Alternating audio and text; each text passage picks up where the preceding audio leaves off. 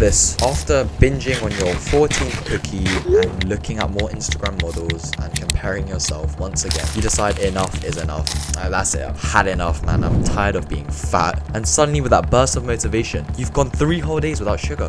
Hey, good job, man. But right now, you're sitting there with your friends at the dining table at lunch, and they're all digging into this cookie, and it looks extra good than usual. It's like soggy inside. No, it's like soft inside, but the outside is like crunchy, and then you can smell the chocolate chips and the vanilla extra, and it smells just so good. And oh, you really want a cookie now. Like, that cookie just looks so delicious. You want to just devour that cookie, right? And they're selling them at the counter just right over there. Surely it won't hurt, right? Like, it's just one cookie. I've been working hard. You know what? A cookie right now would be amazing. So you just have the cookie. But if you just rewind 15 seconds, there was a mini battlefield going on inside your mind. You had your goal, your objective that you set out to do. So you sent out your self-disciplined general to strive towards that goal. But then a slither of temptation came into your mind, and an army of temptation blocked your way. But temptation is a master, and it's a professional. He disables all of your mental barriers and disarms all your forces, and he's got you in less than 5 seconds. Oh, it's not that bad. No, I've been working hard all day. You know what? I'll actually just have a cookie. Your army, your general, they lost the battle. That general was called self-discipline, and it's a shame. You lost to temptation so many times. I'll just check my phone. It's not that bad. I've been studying hard. I deserve it. Oh, alright. I'll watch that K-drama. I've been working hard. It's okay. I'll skip the gym today. Like, I've already done some cardio. I missed the bus I had to run, so like, I have to skip the gym today. It's just how it works. And I'll tell you now, if this continues, you're gonna fail. You're allowing your own morals, your own goals, your own ambitions to be stripped away so easily. The reason you can't study like the way you said you would. The reason you're not sticking to your diet and the fitness plan. And the reason that you end up reinstalling TikTok after you promised to delete it. This is all back to because your general called self-discipline is too weak. Successful people, rich people, powerful people, self-disciplined general inside their mind. They're like jacked, armed with nuclear missiles from 14,000 troops, and they're impenetrable. And if you can make your self-disciplined general more powerful as well, this will quite literally improve your grades, your physique, or whatever your goals are. You'll be able to study with ease and resist cheating on your diet, and you'll get into the gym no matter the weather. And this is the only video you'll need to stop making excuses and actually start becoming more self-disciplined. Number 1, cope and excuses. So the definition of cope is a coping mechanism or self-delusion one clings to in order to endure a hopeless situation. This is like when the student fails, they're like, oh, it's fine, I didn't revise that much anyway. This exam wasn't even that important anyway. Cope is saying like, oh, you know what, it's fine to cheat on my diet. Like, I never wanted to diet anyway. Like, it's fine if I skip a day because like everyone needs a rest day. It's okay if I eat this cookie. Like, everyone needs sugar to function, guys. People cope all the time. You cope all the time. You probably have something you're coping about, but cope and excuses are what deprivates, what degrades, what disintegrates your self-discipline. Think about when you cheat on your diet. The person who holds himself accountable and feels guilty as fuck will just think, damn, I cheated on my diet. It's okay though. I'll remember how bad this feels, and next time when I'm faced with that decision to have that cookie, I'll come back to this moment in time. I remember how shit I felt, and I won't do it again. The person who's aware and has self-reflected won't do it again. On the other hand, the guy that's like, oh, it's fine, it's a reward, everyone needs sugar, yada yada yada, is likely to do it again because he didn't want to face the uncomfortable nature of the situation and he didn't take responsibility. Find the thing you cope most about, and that's the thing that you need to stop the most. For me, it was video games. Like, video games is a social activity. I'm only playing 1 hour a week. Oh, it's after studying, it's fine. Or maybe for you, it's like TikTok. Oh, it's fine, I have to scroll, I have to catch up on what they're doing. Like, oh, what if like someone says a TikTok trick but I don't understand because I don't have TikTok. Find this one cope that your brain starts to make excuses about when you're trying to stop it. And that's the thing that you need to start writing down in a big list of cope that you have, and you need to start breaking this down one by one. You're so much more likely to learn from your mistakes and not do it again once you start taking responsibility. At first, the person might know that the excuse is just a convenient lie, but the more you repeat it, the more you believe it, and soon you're going to use that excuse to justify every single problem in your life instead of taking responsibility and solving the problem. An actionable step right now is to write down or tell someone to cope check you. My editor the other day was like watching anime, and I was just like to him, bro, you said you have so much you want to do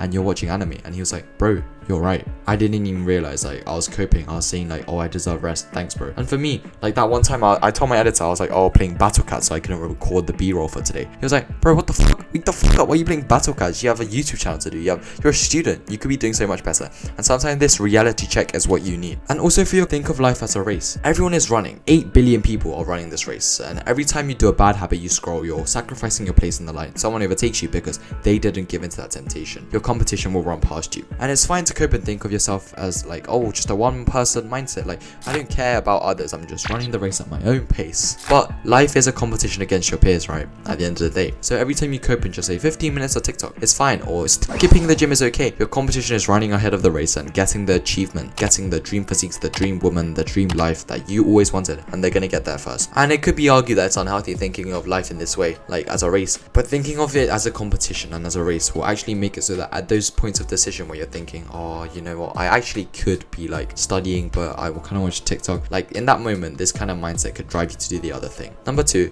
the self-discipline muscle.